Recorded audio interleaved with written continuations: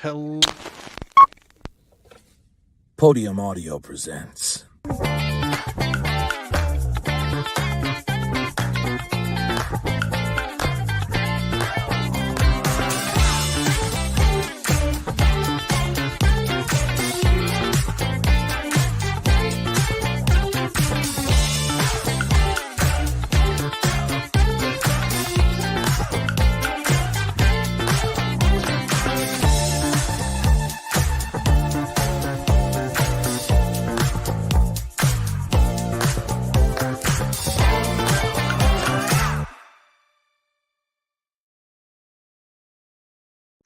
Can we talk about how much of a bop that music from that Podium Audio ad is? Like, yeah, I want that, dancing. man. Right? That was like 90% more groove than I tend to see in an audio So ad, much man. good. Hello, Bring it. hello, everyone. Thanks for coming down to our panel. I am joined by these wonderful, fine folks here at TBRCon, and we're going to get right in to discussing why sci-fi is more than just space opera.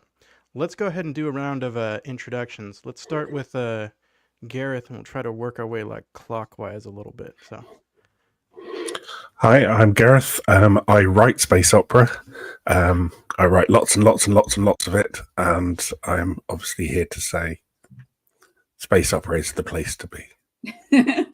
I mean, I am a big fan of space opera too. I don't think you're wrong. But I have a contention with, like, is space opera the only thing? And that's, we're going, yeah. All right. Let's hear it. Okay, so I am the author of Linghun and I am a Chinese-Canadian writer of SFF and horror, finalist for the Nebula Award and the winner of an Ignite Award. Woo! Yeah, nice. Max, go ahead and introduce yourself, please. Sure, we're not clockwise this way on my screen, so it's a wonderful surprise. Hi, I'm Max Gladstone. I am a science fiction and fantasy author primarily. I've written the Craft Sequence, which is a long-running urban fantasy series, Empress of Forever, which is an inarguable space opera, and co-written with Amal Mukhtar, This Is How You Lose the Time War, which is a sort of time travel epistolary spy versus spy romance love story in which planets blow up. It's good times. Nice. That sounds fun. Of course, I'm thinking of the cartoon Spy versus Spy. I can't help myself. Well, yeah, I mean, it's that, but also sexier. Okay. And Jendia, let's. Jendia. I'm sorry, Jendia. I'm Jendia Gammon. I have also previously written as J. Diane Dotson, and I am a science fiction, fantasy, and horror author, science writer, and artist. I grew up in East Tennessee, and I live in Los Angeles now. So I am familiar with certain other aspects of science fiction related to where I'm from, and also my degree in ecology, as I have talked a lot about the ecology in genre fiction before. I am on the Nebula reading list and BSFA longlisted for multiple books this year. So very happy to be here. Thank you for having me. Absolutely. I got you. You're from where in East Tennessee are you from, if you don't mind my asking? Cities. What's that? The Tri-Cities. Oh, okay, great. Upper East Tennessee, Virginia, North Carolina. Yeah. I did a lot of growing up in Swanee, so. Oh, okay, yeah, a little bit different area. Yeah. Sometimes it's a small world, though, right? Mm-hmm. Wonderful. All right. So let's talk about our favorite sci-fis and why some of them are space opera, but maybe not all of them. But I think the best place to start is, I feel like we should have, for the sake of our discussion, a working definition of what space opera is, right? Because, I think that sci-fi can be more than just space opera, but we need to kind of, well, what does that even mean? So let's go around. I agree. Let's put Gareth on the hot seat and start there. As the fan of space opera, the big fan, the man that's writing it, what do you think that it means to be a space opera? I think of space opera as sort of widescreen sci-fi adventure with everything turned up to 11. You've got the whole of time and space to play in. You've got ancient alien civilizations. You've got huge starships blowing the hell out of each other. You've got weird mysteries, and you can also put crime and horror and romance in there. It's just basically a great catch-all for these wildly creative, huge interplanetary adventures. Love it. I like something Brando Sando said about fantasy, but I think it totally applies to science fiction just as well. It's like, it can be anything. You can have your romance, you can have whatever. It's just that you also get to have dragons, right? we can put dragons in our sci-fi if we want, but we can definitely have spaceships blowing each other up, turning it up to 11. I like it. Do you kind of agree with that definition, or you have a little bit different? What do you think? I am not as well versed in space opera as Gareth. So I would agree. Like what I have been exposed to growing up when it came to space operas was kind of like alien species, different civilizations on other planets, space adventures, things like that as well. Nice. I'm digging it. Max? So, going to root this back into history a little bit here. I think I'm getting this right. The term space opera is kind of a funny one in science fiction history, because originally if I'm remembering correctly, the sort of jump was Analog or the early Campbell magazines, which define themselves as not writing what they'd call space opera by analogy to the horse opera, a very sort of standard cut and paste Western short fiction type that was popular in pulp magazines in the early 20th century, right? So the idea was at that point, space opera was like, and basically anything where if you filed off the proper nouns from a Western narrative and put in like space and you got a rocket instead of a horse and so forth on and so forth, then you'd be basically just writing science fiction or space opera. And so it was regarded as like the common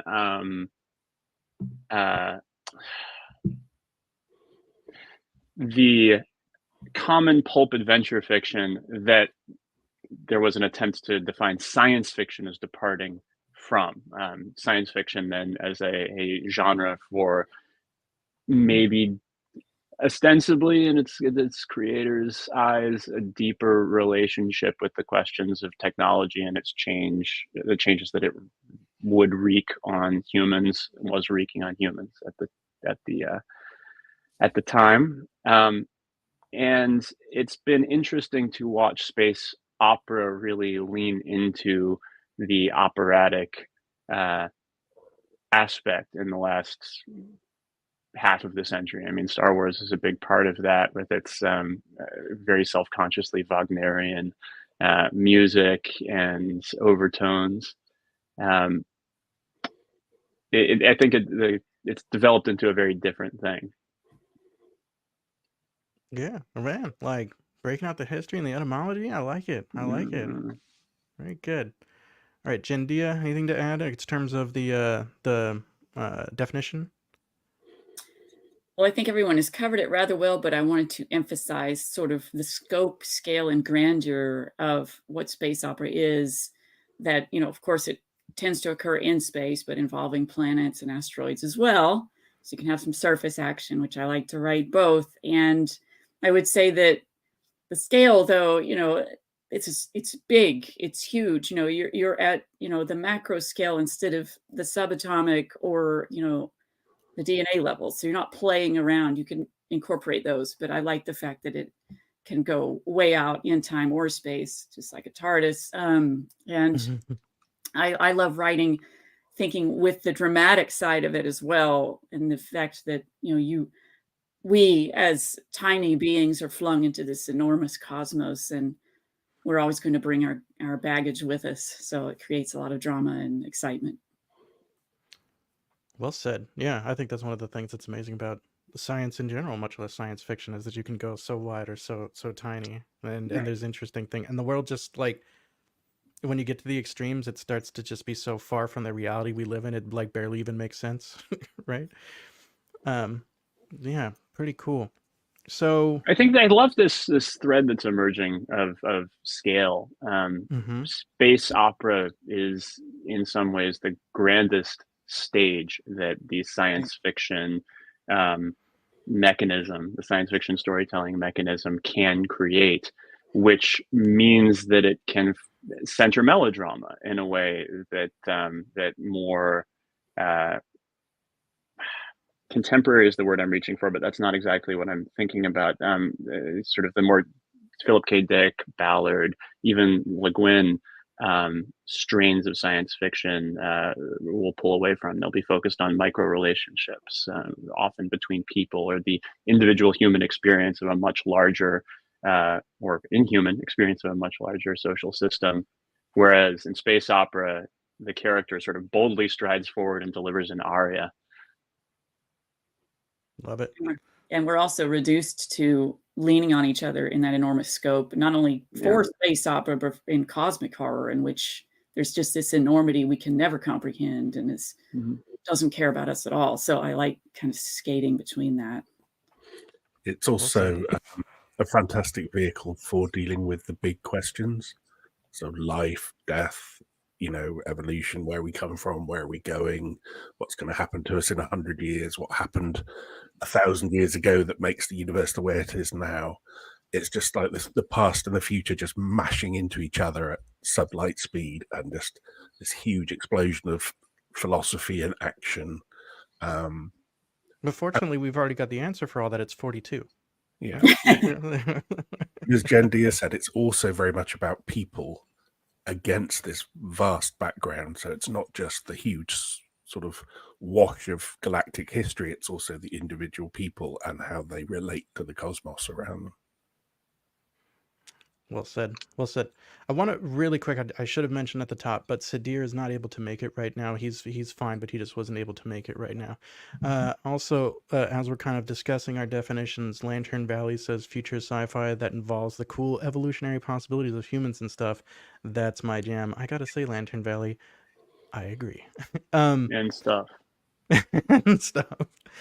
So as we're kind of like talking about this definition, do you guys feel like that there are certain tropes that are like mandatory for it to be called a space opera? Do you think that there's something that has to be there in a space opera, or is it wide ranging enough, as I think sci-fi is, that there's lots of different things that you can do?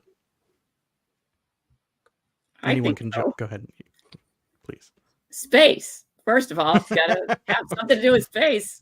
And I would imagine that there has to be some drama and shenanigans, you know, and so those are you can go crazy from there. I don't do hard and fast definitions so much because I keep thinking of exceptions. Like Seth Dickinson's new novel Exordia, which is coming out this next month, is in many core respects inarguably space opera, and yet most of the book, like 90 some odd % of it, is set in the same 5 square miles of Kurdistan. So like the genre itself is flexible, but yeah, I mean, it's the core, like the strike zone feels like FTL, big distances, big time scales. Let me ask you this one. Do you think that there has to be like saving of the universe or saving of a planet? We talk about it has to be this broad scale. Does the conflict have to be that broad also for it to be space opera, or is something like The Long Way to a Small Angry Planet, are we counting that as space opera too? Which they're not saving a planet. They're if anything trying to save their own ship and that sort of thing. But what do you think? I don't know. I think to call something space opera, like core space opera, I think you'd have to have pretty high stakes and pretty ferocious villains or antagonists to struggle against. So I think you can have space adventure that isn't space opera, you know, something that all takes place in a small situation or very low stakes. I'm not sure how comfortably that would sit under the space opera banner. I tend to call anything set in a spaceship space opera just for ease of reference. So I'm not too worried about policing the boundaries of what is and what isn't. I think it just sort of fuzzes out around the boundaries and permeates into other subgenres. So there's no hard and fast border there to patrol. So, and as I said earlier, you can have other genres bleeding into it as well. So in some of my books, there's a strong horror element as well. And I know in Jendia's there's some romance and some fantasy as well coming into it. I'm sure she can tell us more about that. But I think space opera is kind of a nice catch-all term. And as Max said, it was a term of derision to start with, but around about the turn of the millennium, it kind of got a bit more sophisticated. And now we're using it to say it's got spaceships in it, basically, and there are people whizzing around. So that's my 2 cents. Fair. You want to jump in here? You got some thoughts on this? I don't know if this one would be considered space opera because of how like contained I suppose it is, but everyone's discussions kind of made me think about The Martian, and it's kind of like very enclosed about survival and not necessarily kind of grand space adventure, but it is set in space, or I suppose in like another planet. Yeah, I love what Gareth said about space adventure can be kind of next to space opera, but sometimes we might use the space opera to encapsulate everything. But go ahead. I think it can be cozy. I don't think there has to be like, let's save the universe vibes. I think it could just be like, we're just having a road trip and happens to be space, and we're going to have some internal drama like we work at a restaurant or something, and we're just being weird and stupid with each other, or falling in love, or sneaking around, or solving stupid mysteries. Like it can be anything. It doesn't have to be super like this will end the universe. Even though I play with that, I also play with like, what, we want some pie. Can we have some homemade pie on our space station, please, God? So Nice. Exactly, the restaurant at the end of the universe. When you put it, exactly. Let's have some fun out in space too. It's not all go all the time. We gotta have some downtime with pie and space liqueur. This is part of the reason I keep finding myself going back to that opera part of the space opera. There are all sorts of wonderful branches and tributaries and sort of the delta of science fiction is large and rich, and much grows up there, right? But the stories that I keep thinking of when I think of the term space opera have a kind of operatic quality to them that is separate from absolute stakes, like the fate of the universe stuff. Even though when I've written space opera, I tend to reach for those tools, the sort of big cataclysmic ends of everything kind of armature. But I don't know, like you can have an opera that focuses on small lives of small people, something like La Boheme, where the death, the sort of deaths of the central characters feel cataclysmic and overwhelming. Like the universe has fallen apart by the end of La Boheme, even though what you're watching is one particular person succumbing to a wasting illness.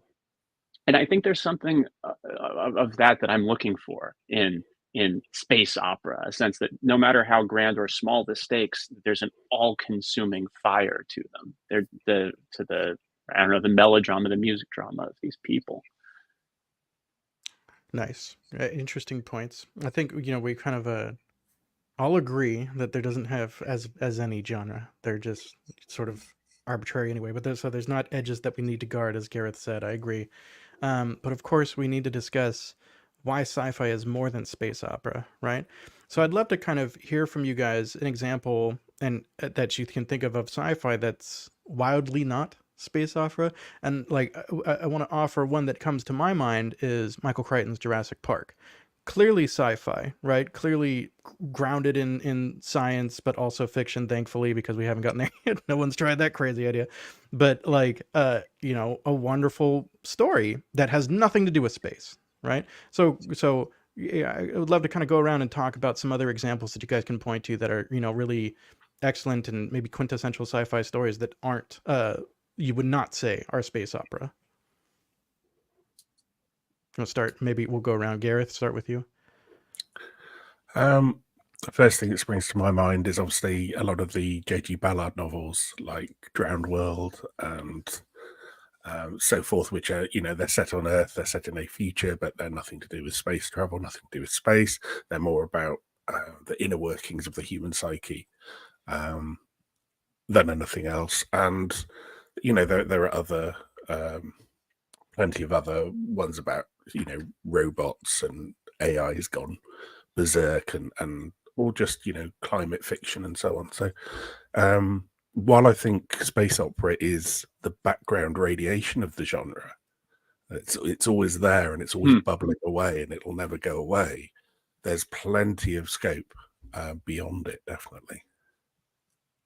I love the background radiation. What a fun way to think about it. Okay. I want to jump in, think about an example. The first example I think of is like Flowers for Algernon by Daniel Keyes. Yeah. Kind of like exploring intelligence and what it means to be intelligent and how it kind of like takes away or add to our human experience, our sense of self, our connection with others. Love it. Love it. Let's keep going. Either of you want to jump in? Go ahead. I think that, I've written both space opera and non-space opera science fiction, and I really love near future science fiction regarding things like health in the future and in technology, biotech, anything like that. And I've kind of like run with that on a scale with the Inn at the Amethyst Lantern in terms of a post-apocalyptic situation in which we do build a future utopia on Earth. And yet we're kind of haunted by the genetic doings of people from our time. So I love anything having to do with genetics and future health care, questioning our reality. Matrix comes to mind immediately for that, and incorporating tech. I think that tech and life and everything that in science fiction, you can do a lot with consciousness and also things coming to Earth. That doesn't mean it has to be a space opera.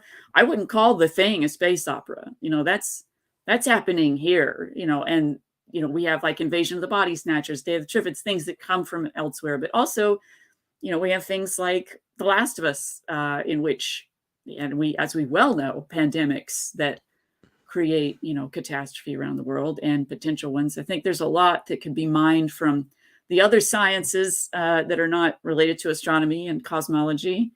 So it's just an endless array of things, of stories that you could tell. The Abyss, fantastic. That is a little bit of space opera, maybe. We don't really know where they came from, but any sort of undersea stuff. I love things like that. Old, sort of kaiju situations from other dimensions. That's not necessarily space opera, but it's involving other dimensions. So it's a huge tapestry that we could have so much fun in. Yeah. Great. Go ahead, Max. I mean, how much time you got, right? Well, we do have another hour, so I mean. Okay, well, here we go. No, I mean, there's so much, right? It's Neuromancer, Dahlgren. Like you could just keep half of the works of Roger Zelazny, almost everything that Philip K. Dick ever wrote, roughly half of what Chip Delaney. Like you just you can pile stuff on. It's interesting to me to ask, what are books that deal with the questions of space that I would not regard as space opera? I think Kim Stanley Robinson's 2312 is a really interesting example of that. It's 200, 300 years in the future. It's a massive distributed sort of human civilization through our solar system, kind of similar milieu to the one that the Expanse series starts off in that there are a lot of different polities and sort of different roads that humans have gone down, but we haven't yet left the boundaries of the solar system. And there's a mystery in it, but there is a plot, but mostly we're following a bunch of different scientists, small, like human people trying to solve a few personal and political problems in this vast and deeply worked through and very hard in a hard science fiction sort of sense cosmos. We just come to understand and live in the setting as they do. Ursula Le Guin's Hainish books, Left Hand of Darkness, The Dispossessed, they take place on the canvas of space opera. That is to say, you have like massive star empire that has fallen apart. You have lots of different planets. You have an interstellar polity. And yet these tend to be very carefully worked through character and sociology and anthropology portraits, in which sometimes characters might get stuck, running from people with guns, but that's not really the texture. Octavia Butler's Parable of the Sower books deal with sort of pushing towards a kind of interstellar existence, but I wouldn't think to call them space opera exactly. So there are ways to engage with space that I think, at least for me, I don't know, maybe you guys disagree, don't fall into the category of space opera.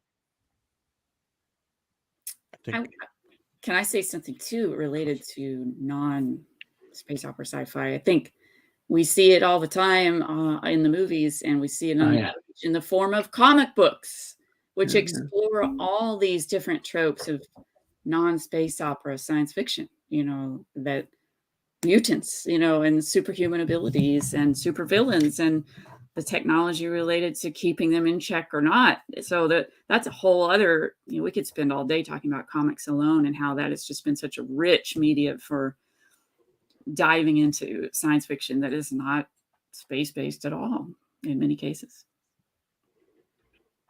Very good point. And I think, go ahead.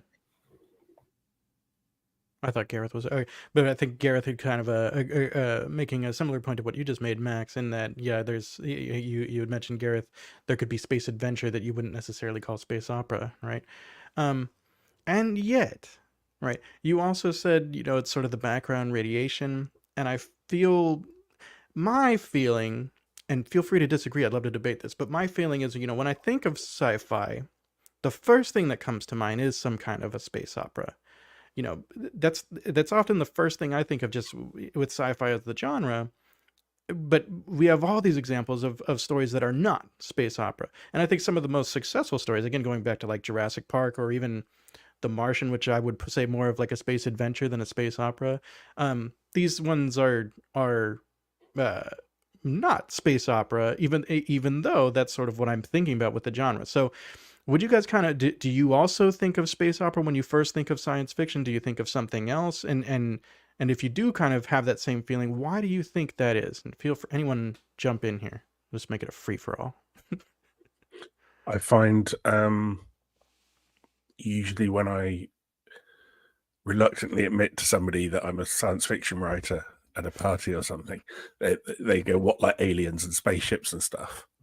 So I think a lot of more literary science fiction kind of shuffles slightly away from space opera and goes, we're not with them. Because with the, space opera is kind of has this image of being, Flash Gordon rocket ships and quite juvenile. And, that's something as someone who writes space opera, I corner the poor person who raised the subject and spend half an hour telling them how actually it's a really good genre for big questions and philosophy and everything that we've discussed. But I think space opera is easier to kind of parody and to just assign to a ridiculous image. Rather than something like, say, Flowers for Algernon or something a bit more literary and philosophical. So I personally think the feeling is space opera is what more serious sci-fi writers take great pains to tell other people that they're not writing. I love that. Shots fired. Negative definition. It's great. All right. Fair. What do you think, I? So my first introduction to sci-fi was like works of Ursula K. Le Guin, Octavia Butler's Lilith's Brood. So that's what I thought of first when I think sci-fi. But I've also found a wide range depending on who I'm asking, which generation they're part of, which culture they're part of. So when I asked my dad, for example, who immigrated to Canada much later, what he thinks sci-fi is, he'll say things like Wandering Earth or Three Body Problem. But then if I ask someone who has like taken English with me or something, they'll say something like Never Let Me Go by Kazuo Ishiguro or Clara and the Sun. Or people who are just getting into sci-fi, sometimes they might say 1984 because that would be the first thing they read in school. That's really interesting. The varying ideas of what first comes to mind with sci-fi and how that's very, of course, culturally dependent. Of course it is, but that's interesting. What do you think, Jendia, when you first think of sci-fi? Well, honestly, robots and superheroes as much as anything, because when Star Wars was the first movie I remember seeing in the theater. I was 3 years old when it came out, so that's dating me a bit. But prior to that, like I had a kind of an obsession with superheroes and with robots. So small shock that I would eventually write about both. But I never felt like I was limited to space opera when I thought about it. And I think part of the reason why is because my parents, who were of the silent generation, grew up with like the Nickelodeons, basically like the little cheap little theater thing. And they would see all kinds of stuff. And a lot of the time it would be things like Day of the Triffids and stuff that's just like weird things happening here. And I think that influenced me a lot. I ended up going into ecology. And so I've always felt like a science-based science fiction that has nothing to do with space opera is part of who I am, and even though I love Star Wars and I made my own space opera, I also was just super fascinated by things like creation, dangers of creation. I mean, let's look at Frankenstein, which kind of kickstarted a lot, didn't it? So in science fiction, good old Mary Shelley. So I feel like that's sort of tapping into we're playing God. That's always kind of been in my head since I was a kid. And the perils and pitfalls of that just keeps becoming more relevant all the time. So I feel like our ability to play God, is keeps advancing as more tech, more industrialization in the world, and we can have such vast changes on the world, and not always good. And sci-fi does such a good job of exploring that, though. Max, I'd love to hear too what your like first thoughts of when you think of sci-fi. What's the first sort of thing that pops in your head? Oh man. I mean, for me, it would be the works of Roger Zelazny, just because he was one of my favorite authors growing up. And I think rereading Creatures of Light and Darkness, reading Lord of Light about like 15 or 16 times between the ages of, 11 and 13 made an indelible impact on me, for better and for worse. And mostly for better. Thank you, Roger, if you're listening out there somewhere. And that really anchored me in what I tend to call, and I'm not even sure if this is, probably there's some science fiction critic out there who's like, oh no, this isn't technically the what you should say, but the new wave of 60s and 70s SF. In America, this is when Le Guin was coming to prominence. Zelazny was writing, Moorcock was writing a little bit later, I think, in the UK. Chip Delaney was publishing his first novels. It's this period of formal and thematic exploration, sort of the post-Foundation, post-Golden Age of SF world. The time when Borges would be listed in a year's best SF anthology. That's the stuff that I adore. And a lot of the reasons for that are historically contingent, right? Like in the 70s, that was one of the high watermarks of American domestic realism as a academic mode of fiction. Workshops really focused on portraits of American domestic life with not really much room at all for formal experimentation. As I understand it anyway. I wasn't around back then. So people who wanted to get weird got weird where nobody was watching, which was in SF and horror. So that's what I adore. I think if I walked out a door for most of my life, though, if I said science fiction, because most people don't read, right? Like most humans don't. I think half all Americans read one book last year, if they read any. So they'd think Star Trek. They'd think, yeah, I know. I mean, I don't understand it, but like I read lots of books every year, and I'm friends with people who read, so it's hard to imagine that reality, but it is the reality. Right. So their perceptions are mediated by mass media. So for a long time, that was Star Trek and Star Wars. I think the Marvel Cinematic Universe and like superhero sci-fi, that kind of overlap of cyberpunk and science fiction and superhero aesthetic has sort of dominated the box office for the last 20 years. So that's probably a real anchor point for a bunch of people these days. But I don't know. Like, I'm a weirdo. I don't know what people think of science fiction. Look, we're all a little bit weirdo. We're right. We all must be. You must be mad too, or else you wouldn't be here. Right. Exactly. And the weird, of course, the best kind of weird. We're all together weird. Like, it's fantastic. I want to go back to something Gareth said that I think is interesting. Basically, you were saying space opera is embarrassing. Right? And maybe it's because we're weirdos, but at the same time, like,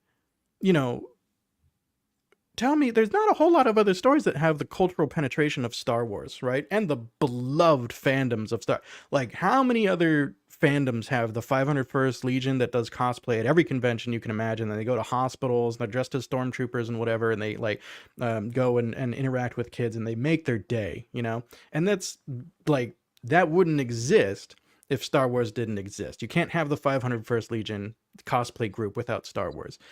Why is that something that we're embarrassed about, right? Why aren't we like proud to go, yes, I talk about aliens and spaceships blowing up, and it's awesome. I mean, I don't know. I mean, I'm pretty proud of it, but it's we were talking about what people think when they hear the word sci-fi, and it's got a kind of pew pew pew kind of childish image to it, which I think is probably a hangover from what Max was saying about the pulp origins of it, and the fact that it was looked down upon very much.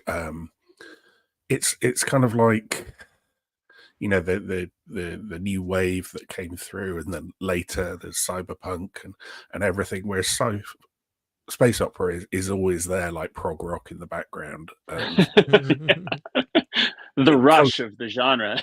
Yeah, it comes in and out of fashion, but in 1979, if you weren't a punk, you were a very embarrassing old hippie. But things move on, the wheel turns, as they say in fantasy, and it comes and goes. But yeah, I mean, I'm not embarrassed by it. I just get annoyed having to explain that it's not embarrassing to other people a lot of time. Sure. Okay. And it's not juvenile, right? Yeah. Yeah, when you say you write adult science fiction, people assume that it's porn. So you have to say, I write science fiction for grown-ups. You're just stuck in this terrible place where you're like, no, it's not for kids. No, it's not porn either. I swear, like, we're dealing with, like... Not that there's anything wrong with that. Sure. Right. That's funny. So is it the kind of science fiction that you're really proud of? And well, you know what I mean? I know that you're proud of the space opera, but you're dealing with adult themes, challenging concepts. I wonder if you like, how do you sort of describe that, Gareth? I feel like my go-to would be like, well, I'm less Star Wars and more Star Trek, because I'm more about kind of trying to challenge these the cultural stereotypes and that sort of thing, and not so much about just wicked cool laser swords and exploding spaceships, you know? Yeah, I mean, I still haven't come up with a very good way of describing that. I tend to just kind of say more, more Ian Banks than Star Wars, kind of somewhere between the two. Okay. All right. I like the horns, Max. Go ahead and jump in. Yeah, you got any kind of thoughts on any of this? I have a lot of thoughts, but I'd like to read this little quote from C.S. Lewis, which I think is very relevant to this discussion of like, oh no, I'm not writing the pew pew exploding lasers stuff. Let's see. To be concerned about being grown up, to admire the grown up because it is grown up, to blush at the suspicion of being childish. These things are the marks of childhood and adolescence. And in childhood and adolescence, they are, in moderation, healthy symptoms. Young things ought to want to grow. But to carry on into middle life or even into early adulthood, this concern, well, manhood is what he says here, this concern about being adult is a mark of really arrested development. When I was 10, I read fairy tales in secret and would have been ashamed if I had been found doing so. Now that I am 50, I read them openly. When I became a man, I put away childish things, including the fear of childishness and the desire to be very grown up. I love the end of that so much. That's so good. I feel like it's such a hypocrisy to judge people that we love science fiction, because these are our modern myths, and we've had mythology as long as we've been able to tell stories, our entire species, going back many thousands of years. Who knows how long we've been telling stories to each other, but that's partly how we've survived this long. And I find it pretty obscene that people would judge us for framing our lives with the extraordinary or the ordinary that suddenly becomes extraordinary or is facing it. And so to me, it's just a natural chain of events that, of course, we would have as soon as we hit the Industrial Revolution and before then to start questioning our place in the universe more. But I mean, we were in ancient times as well, with ancient mythology across multiple cultures. So it boggles the mind that anybody would frame us as being other, when we write these stories and tell these stories, when we've been telling them the whole time. We've just changed some words around. And also, growing up, and I was born in the 70s, grew up in the 80s, and I really didn't have that many women science fiction role models. And I wanted to write my own damn space opera. So I did, and I started writing it when I was in the 80s, and a young teen. And I took the bones of that and made the Questerzon saga and some other stories. So I just feel like I was very strange. And I grew up in East Tennessee in a small place, country area. Nobody knew what to think of me. I was a nerd. Everybody knew I was a nerd. And I flew my freak flag proudly. Had an astronomy club for my local neighborhood friends. They didn't know what to think. And I just wanted to celebrate story, but with the aspect of science, because I felt that the universe, everything around me was full of wonder. And I felt like that was normal. I read my dad, I was heavily influenced by, and my dad had a book on ancient mythology, ended up, taking classics, almost minored in it in university. So, and that's just one aspect of culture, and Western at that, and like leaving out so much richness and culture for many people around the world going back millennia. So I just find it hilariously, wildly off base, for anybody to judge us for a love of superheroes, of space adventure, of tinkering with our genes, as story base. Love it. Agree with you. I feel like I would have loved to, hang out with you if we were both teenagers at the same time. I was lonely. I made up my own universe because I was lonely. But I was lonely too. We could have been lonely together. I know. And the internet hit, and it was over. And I was right. Yeah. Now we all get to do things like this. No one was alone ever again. Ever again. Oh no. So true. So true. Boy, that could be in a story. You got anything kind of adding on these ideas right now? Oh, excuse me, the coffee. But I kind of wanted to echo, but also extend on what everyone was saying, because like not just sci-fi, but even with horror, I kind of write it to get my thoughts onto the page. And with art, I feel like it is something we create, and art elitism and criticism is something we also seem to find the need to have created to kind of categorize people in things, but not just art though, but with like other things like class and status and education. And with like literature, film, media, it's always viewed as something that critics need to acknowledge rather than kind of a part of culture or history, or like as cultural artifacts that are equally as important as all the other genres too in literature. And there is, I think, a reason why we make and write certain things. And I think that these creations should be all held of equal importance. So it's kind of like perhaps we, like the stories that we create, there's a reason for it because there is a lack, like Jendia was saying. And without them, there would certainly be a gap. Yeah, well said. Excellent. So, you know, kind of thinking about different stories. There's, you know, the ones that are sort of juvenile versus the ones that are literary. And there can obviously be both in sci-fi. They can be both in space opera. There's room for both, and they're both awesome, I think. But I suppose, and I want to kind of get your feedback on this.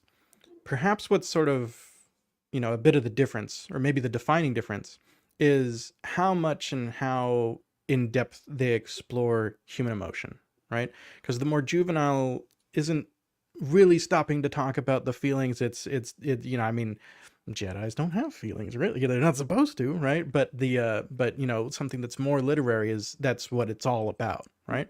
Is that kind of how your sort of view is on something that's sort of more literary versus more juvenile? And I don't want to say that's something that's more sort of embarrassing, but you know, the difference between that sort of spectrum, you know, that you might be more open to talking about in the cocktail party. What do you think? Let's start with Max. Well, again, I'm feel free to troubled like by. absolutely No, roast it's fine. me. It's fine. No, I'm not roasting you exactly. Just wait. No, I'm troubled by this instinctive connection that we so often make, and you know, that we're finding ourselves making even as we're pushing against it in this conversation.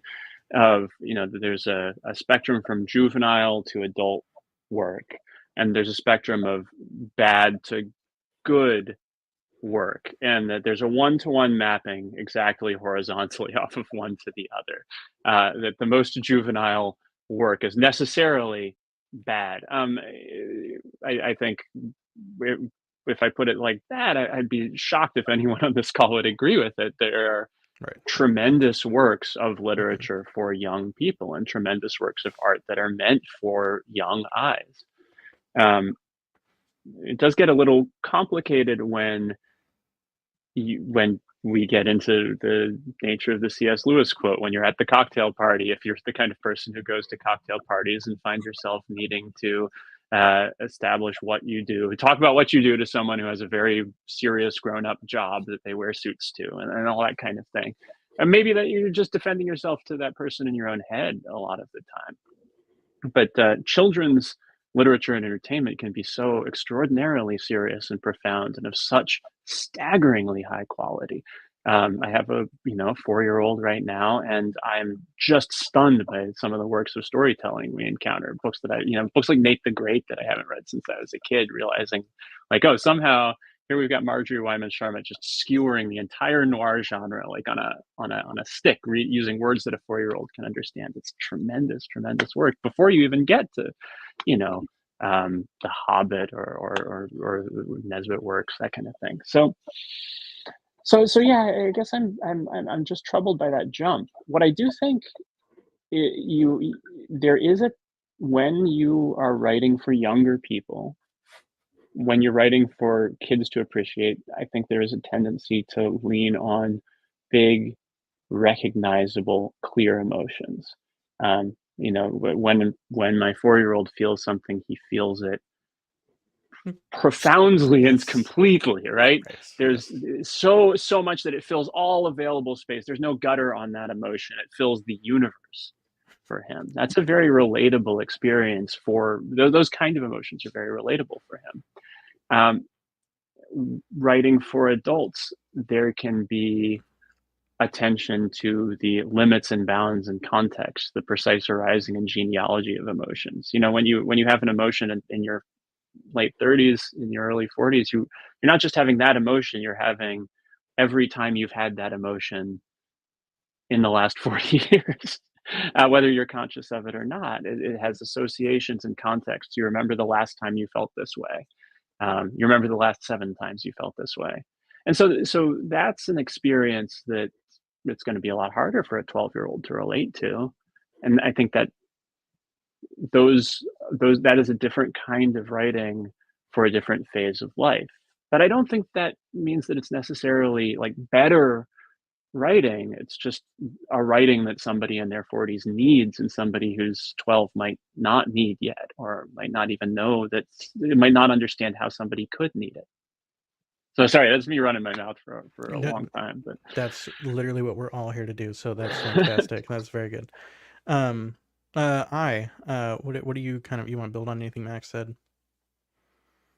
Yeah, so what Max just said kind of reminded me of what Chloe Gong talked about concerning the definition of YA on a recent FanFiAddict interview, where she was saying how like literature that is specific to age groups is kind of specific to their emotions and circumstances and things they might be going through that might be turbulent or monumental at that stage of life, but not necessarily for someone who is older or younger. And it kind of makes me think about discussions that I've seen on X, Twitter, about YA and like middle grade novels, and how people are connecting it to like, you know, being juvenile and unserious or like bad literature and stuff like that. But then there's also a disparity in the number of lower YA literature and how children around that age category, like 13 to 15, are not seeing themselves represented in literature or having characters to connect to.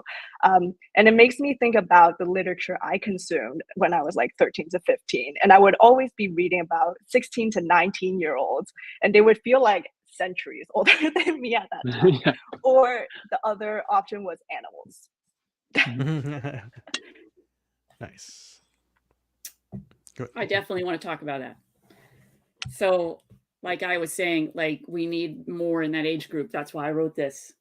The Amethyst Lantern, the main character is 14. It's for 13 to infinity. This is true YA. You know, it's not middle grade. I would be hesitant to let a younger kid read it, but they could. You know, I mean, I read Cujo at like age 8. So, but I wanted to take very seriously these kids in this book. This is kind of like Stranger Things meets Studio Ghibli, okay? Or as somebody very succinctly put it, it's like the Goonies meets Pitch Black. So, you know, there's so much richness to stories that can be had as younger teens when you're trying to figure out who you are, which honestly can take decades. Doesn't necessarily get answered when you're a teenager, but it also, one thing I really love about stories set at this age group is that we're also trying to figure out community and how we're going to make it. It's not just our own development personally. It's about how are we going to survive together when things go badly. And as we've seen, I've got teenagers and I have watched their social lives be destroyed by a pandemic and their friendships upended and everything. And we had to do moves or deaths in the family. Like there's a lot going on that I didn't have to deal with personally, which I'm very fortunate I didn't have to as a kid. That's not true for a lot of kids, you know? So I think in this case, like when you have a young teen and their friends of whatever stage they're going through and whatever gender they are, figuring out who they're going to be and you have the scope of science fiction and the incredible happening around them, either on the micro or macro scale.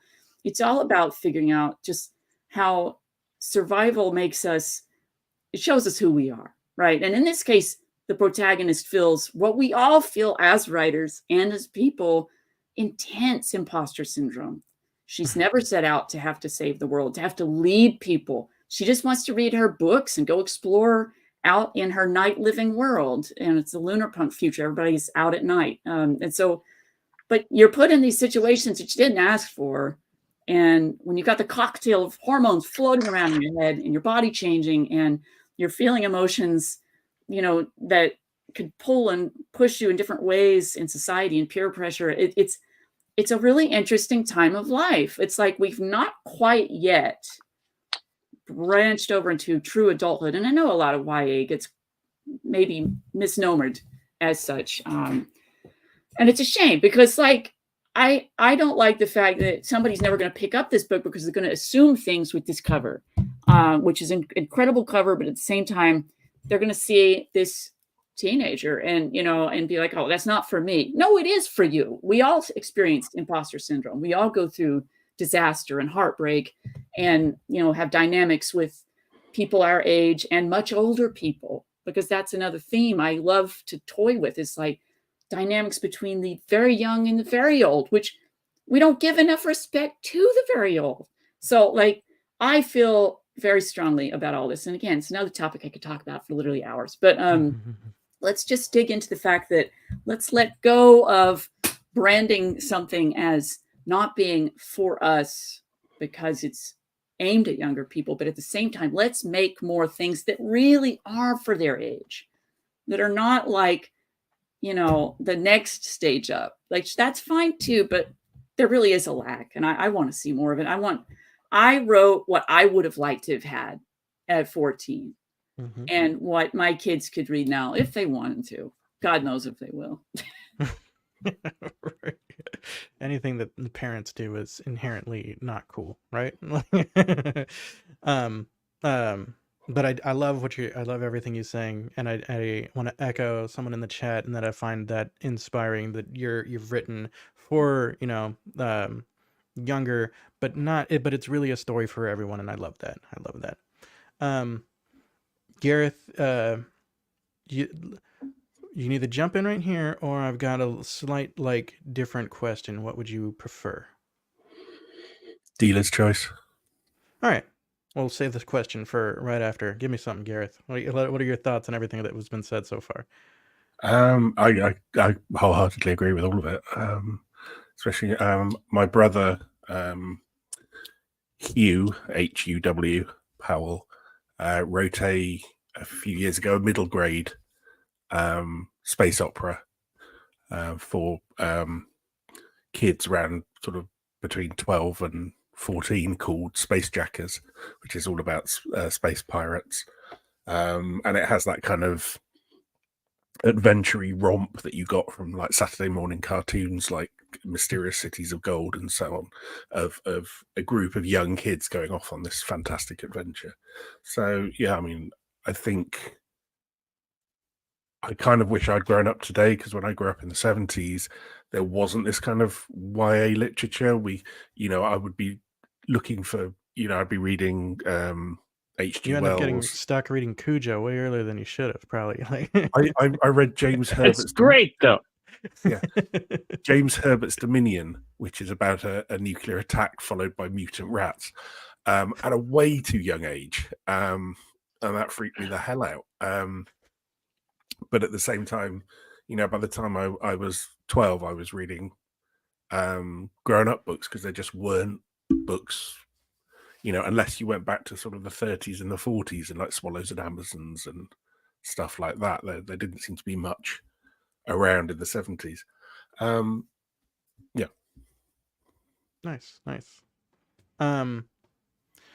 So a little bit ago, someone in the chat had said, sort of, they think of accessibility versus juvenile. We've been talking about like juvenile versus adult, and they mentioned that, maybe it's more sort of a deep and challenging literary story. The spectrum is that the deep and challenging literary story versus something that's more accessible. And I don't know, maybe, I guess perhaps we think that the space opera falls more towards that accessible side. What do you think of like that sort of view on things? Anyone that want to jump in to start us on that? Well, I was fortunate last year that I had a story called Six Lights Off Green Scar that was published in a dyslexic-friendly edition by Books on the Hill Publishing. They've done a whole range of them, and they did so it's got quite large, easy to read print. And it's just designed, the publisher himself is dyslexic, so he's designed it to make it easy to read and to make that kind of fiction easily accessible to an audience that maybe would struggle to That is super cool. access it beforehand. And I so I'm wholeheartedly in favor of audiobooks and anything that makes it easier for people to access fiction in whatever way. Same, agree. Yeah, okay, makes it more accessible. Right. Max, you want to jump in on this? Sure. I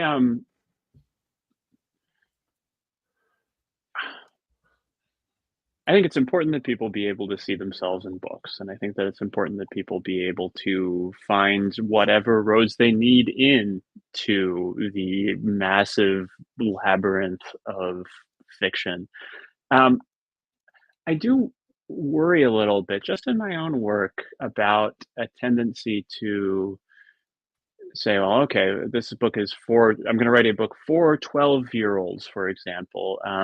So it needs to be exactly targeted to them. What is the 12-year-old perspective? And I was a weird little kid, right? I think we all were, probably. Well, right. So for my 6th grade book report, I did a puppet show on an adaptation of a scene from Chapter House Dune, where Bene Gesserit kung fu murders a couple of people. So like. Doing kung fu. Yeah, it took a long time, man. I made those marionettes out of popsicle sticks and everything. There was much rehearsal involved. So my point is, like, I love it. I don't know. I got the full run of Ace paperbacks of the Dune books when I was for my 5th grade birthday party, and I read them and adored them and like tore through them. And there's some let's see, what we probably call it sus. I don't know if we'd still call it sus in 2024 stuff, and especially the back half of that series, right? I think there is something to kids, especially running a little too fast, or reading books that they're not ready for, or climbing further than they think they can reach. I worry about putting too many guardrails or too many safety signs up. Like I as a parent now, like, really want my son to be safe, but I also want him to have that experience of pushing himself as far as he possibly can, and sometimes finding that it's like not quite enough to fully get.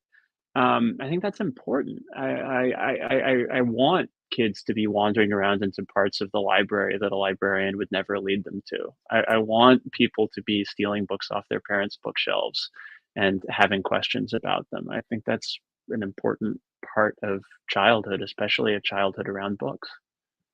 I so agree. I think fiction is fiction is a safe way to explore, something that could be challenging, right? You feel like Jendia is sort of waiting to jump in. Well, I mean, everybody's said wonderful things that I very much identify with and agree with, and I don't know. I feel like I used to have this saying of space for all, and but it doesn't just apply to space opera. It's also sci-fi for all, but space for all, quite literally and figuratively, meaning I want it to be a big tent in which all ages and all accessibility is respected, for everyone, and everyone can experience these stories in the medium that they choose and can. And, you know, I think one thing that technology can benefit us in this regard, I mean, there are things that we haven't come up with yet, but I do like the fact that there could be a more sensory technology to interpret stories, you know, as we get better with things like AI, which instead of maybe writing our books and making our art for us, could help make stories actually more accessible in other ways. Although, you know, there is some debate there. Let's provide AI voiceover, things like that. But are we taking voice actors' jobs, you know, things like that? And I feel strongly that there needs to be a balance there, because I do recognize that I want, and I'm sure most of us want everybody to have space, you know, to experience story, whatever that means. If it is tactile, if it is auditory, if it is visual, you know, however you want to interpret it. Is it in song? Is it in verse, you know, on the page? And I feel like as genre fiction writers, one of the things that we can do is to help project ways in which we could make things more accessible. Let's think about how we can make space for all. That's just basically how I feel about that. Love it. I jump in. Like, I mean, I can't imagine you're gonna not agree with Jendia there, but you know, I'm sure you have other things to say in relation to everything, this whole discussion going on. So yeah, so I do agree with what everyone was saying, and then I suppose I'll take a slightly different direction or a similar direction, just to offer something else.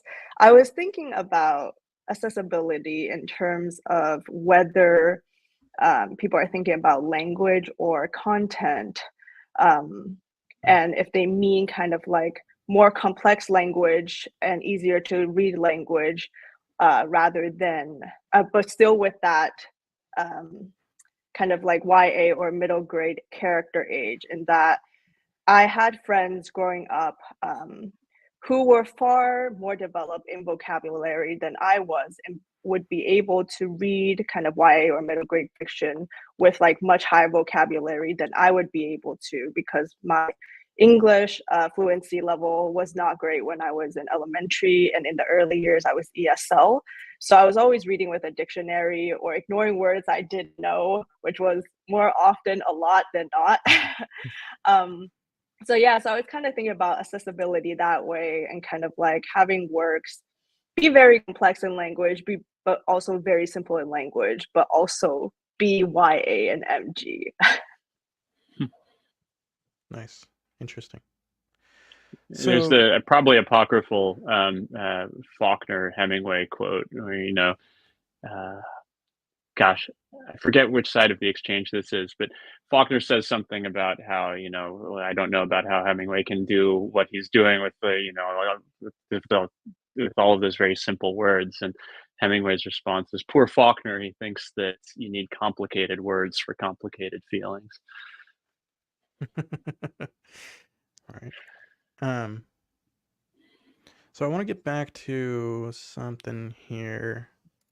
I'm gonna pop that on the screen again. Yes, going to remember this, that the thing that Gareth said earlier, that space opera is the cosmic background radiation of sci-fi. I love it. I feel like I want that on a t-shirt now, Gareth. But so, you know, I want you sort of topic of why sci-fi is more than space opera. You know, we've talked a lot about different things, but again, we've talked about how this is often the first thing that we think about in sci-fi sometimes. And I wonder if part of the reason why is because, you know, when we were thinking about it, there's some of those common elements. There's space, there's faster than light travel, that sort of thing. Whereas, of course, sci-fi is more broad, but it's sort of hard to put, you know, like iRobot and Jurassic Park into a basket together. You know, it's hard. You can't draw on like the same elements. Do you think that's sort of one of the reasons why space opera is this background radiation, Gareth? No, I'm not sure. I think it's mainly because space opera was kind of where it started, and it's always developing and always bubbling away under. What you said about Jurassic Park and iRobot, I think, is the reason that it's kind of, it seems to be a hobby among sci-fi fans to invent new sub-genres and sub-genres, and I feel like that's a hobby of all genre writers right now. Is more. I mean, you can take it to the extreme where just about every book is its own sub-genre, but we're all number one bestsellers in our tiny category. Yes, yeah. So you have things like planetary romances, and you have I don't know what you'd call the Jurassic Park, rogue murder chickens, and you have all these other genres, like philosophical, and so I've forgotten the question, to be honest. I have to. I feel better. Something about genres. Yeah. We need tea. Yeah, just talking about, like, again, why sci-fi is more than space opera, but also like space opera is this background radiation. And so why is that? Why is sort of space opera sort of the poster child for sci-fi a little bit, where the place that we sort of go to?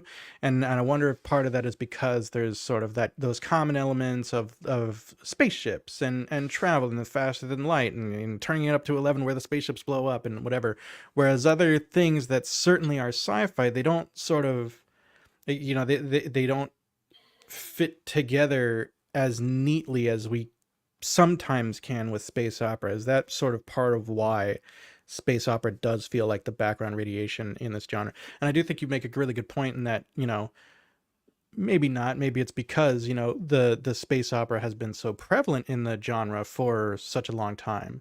But at the same time, was it Jendia? You mentioned Frankenstein, which is, great grandma of the generation of the genre, right? Like, yeah, and that certainly was not space opera. And then you have TikTok of Oz, the wind-up, one of the, if not the first robot in literature, then one of them. It was a wind-up copper round robot, and that's why I wrote the short story. Copper was kind of a nod to TikTok, not the social media. Like TikTok was. I was about to say. It's actually in the land of Ev, one of the surrounding countries in the land of Oz, by L. Framebaum. So, like, there was science fiction happening way before. And, honestly, I suspect thousands of years ago, we had what we would call science fiction today.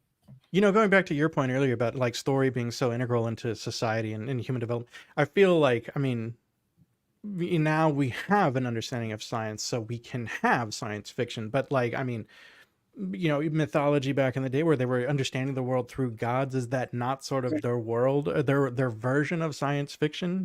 Yeah, that was the point I was making, was that we didn't understand the natural world, so we came up with ways to interpret it that helped us survive. And I think because we're social animals and we crave and need that connection, that it helps connect us, in various and sundry ways.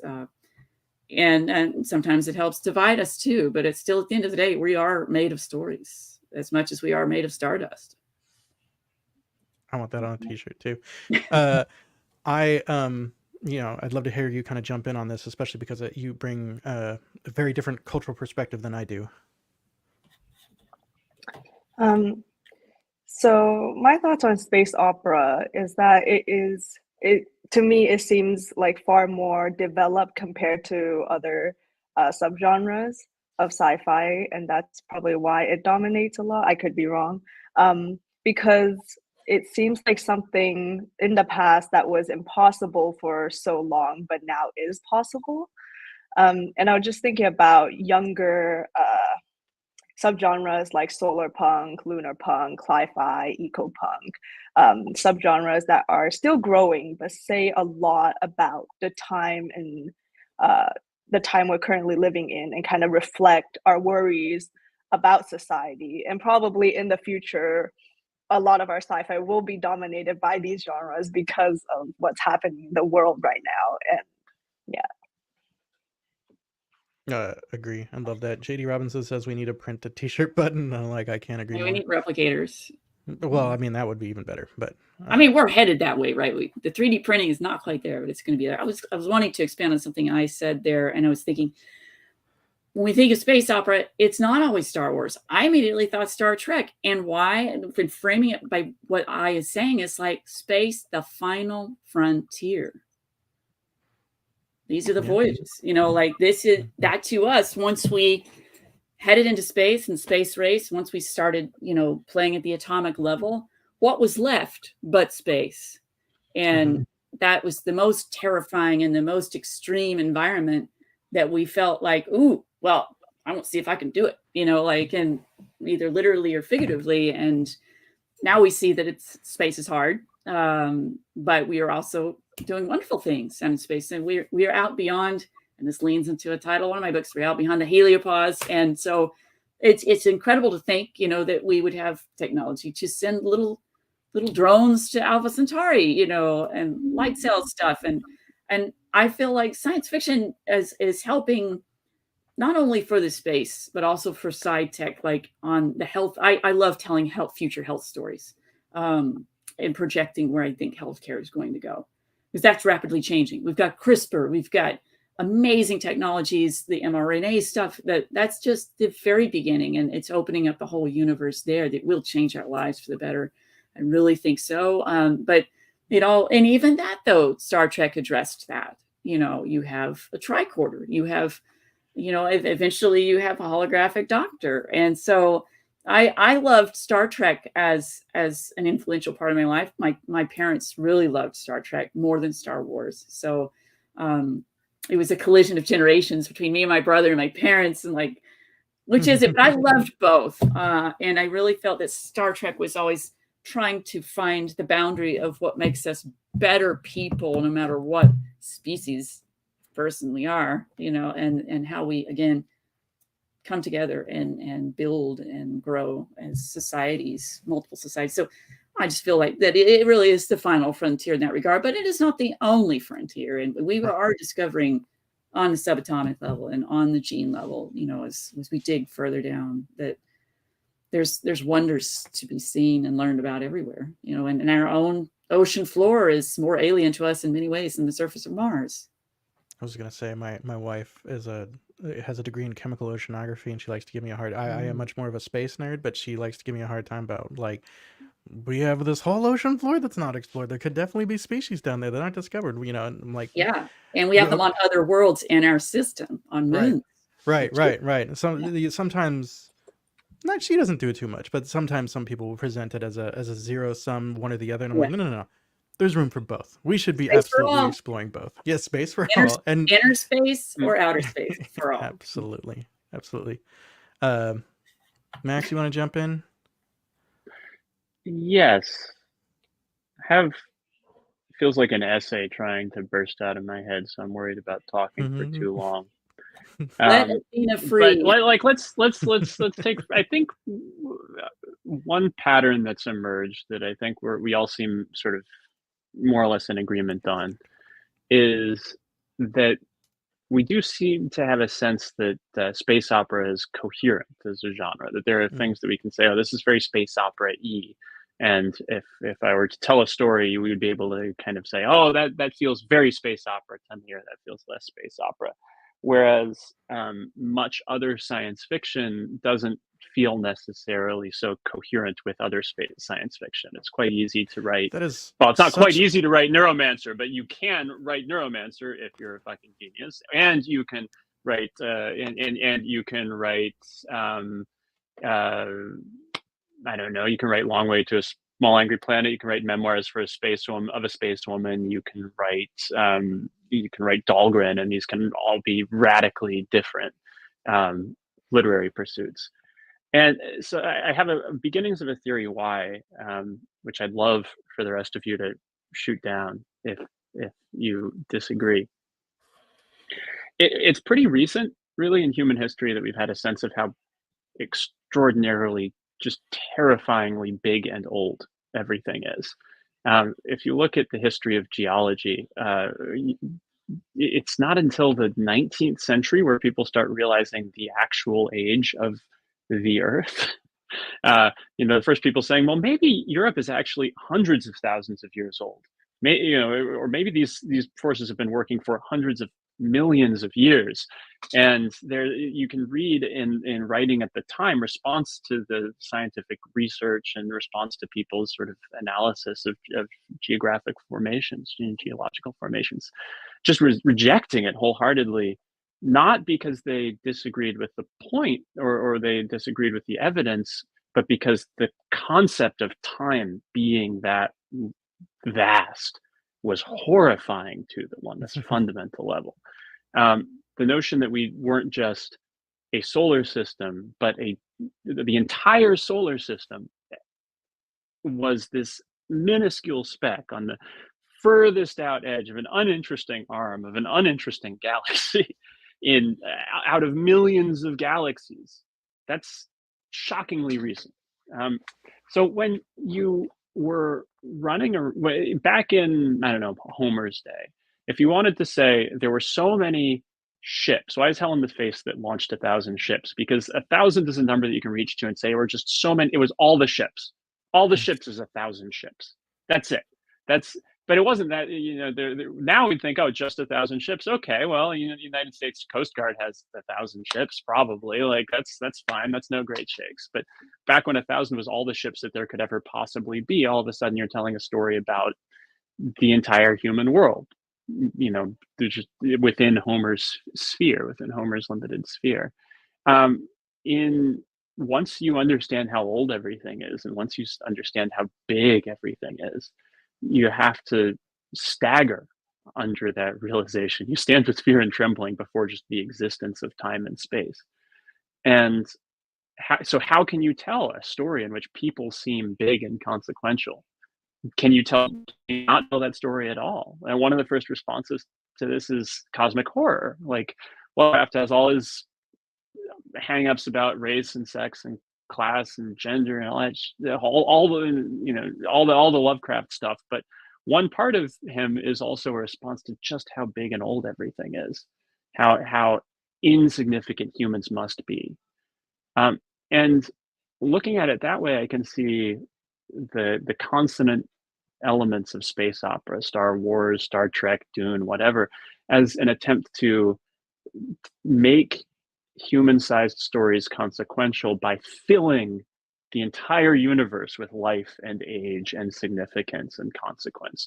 Yes, the distances are immeasurable, but we have faster than light travel, and there are aliens absolutely everywhere, and there's there are hundreds of millions of years, but over there was 100 million year old civilization. In Babylon 5, you have like the first one, Lorian, who's literally co-extant in age, co-evalent age with the universe. He like comes into being in the first quarter seconds after the Big Bang. It's an attempt to render the entire cosmos as intelligible, as a framework for human and human relatable story. So, yeah, I don't know. I'd love to hear your thoughts on that. That's one reason I love Doctor Who, is that because it's all of time and space, and so and dealing with an ancient race that has an interest in, or an ancient person in this case has an interest in helping us out, which we would love that, right? But I like how it can go at any point in time and space, and even Douglas Adams addresses that sort of deep space, deep time scenario. And Bistro-mathematics and the total perspective vortex. Yeah. Right? Yeah. So I love the different angles that you can come at that. You can and even in fantasy, sort of bleeding into that, like Lord of the Rings, kind of dealing with sort of ancient beings, and then it's something that again kind of leads into the godhood aspect of story and things bigger than we can understand, both good and evil, or incomprehensible, that we can even define as either of those, and certainly they wouldn't care about us one way or the other, as being a blip, But I love this scale that Doctor Who deals with for that reason, is because it's not always in space. Sometimes it's in time. Sometimes it is in space. Sometimes it is in space at another time. And how the Doctor is dancing around, and bringing us along to make us think about those things. And I wish that I had had Doctor Who more than as a PBS rerun as a kid, because I can't imagine how fun that would have been growing up, having that legacy, you know, basically co-developing with Star Trek about the same time, but continuing. And then all the rich stories there to tell about what it's like to be with someone essentially immortal, you know, and then what it's like to face the other enemies that an immortal would have, because that's pretty scary. You know? Right. I love it. I love such great points. Also, Max, I don't know how I would ever fit it, but I want all of that on a T-shirt. That was, you know, I love it. Very small type. Yeah, Right. right. Just add to expand on something that Max was saying there. Absolutely, we're getting close on time. So, but I want you Alright. to please, I'll do it as I'd quickly love as to I have can. a little chance to some closing thoughts too. Yeah, no, I was just saying we've always told stories set in the unknown. We've told stories about the weird monster that lives over that mountain range. Then we invented boats, so we had to tell about the weird people that lived on that continent. And the unknown is receding from us with everything we discover. So now we can't just hop in a ship and say they went to this strange island in the Antarctic, because people go, there aren't any strange islands in the Antarctic. So now they have to go to a strange island on another planet. So it's the unknown is fleeing from us, and so our storytelling kind of is chasing after that. Well, then we can question reality, but let's let I have a say. I want to know what she thinks. It's tough to follow all of that, so I will give some bumbling, sweeping words instead. Keep having courage to explore the unknown. What a wonderful. See, all right, now I need a T-shirt from each of you. Very good. Make that happen. This was a fantastic conversation. I really enjoyed it. Thank you all for being here. Thank you all for following along and watching and listening. We've got a couple minutes, so I'd love for each of you, we'll go Gareth, Jendia, I, and Max. Tell everyone where they can find and follow you online, please. www.garethlpowell.com.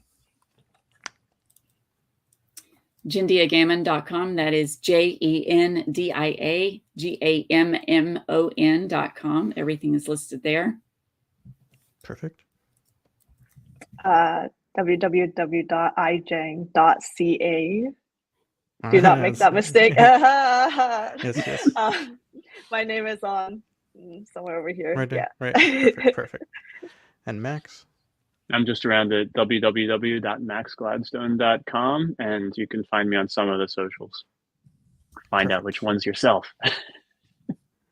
Perfect. And yeah, I'm also available at nicholaswfuller.com. I've got a debut coming later this year, and I'm available on YouTube. You can find my channel, Nicholas W. Fuller. Wow. All right. I got like 4 T-shirts to go make. This was super fun. Thank you guys again for being here, and thank you for watching. Thank you so much. Thank you. Thank Thank you you. all. Live long and prosper. Bye. Perfect.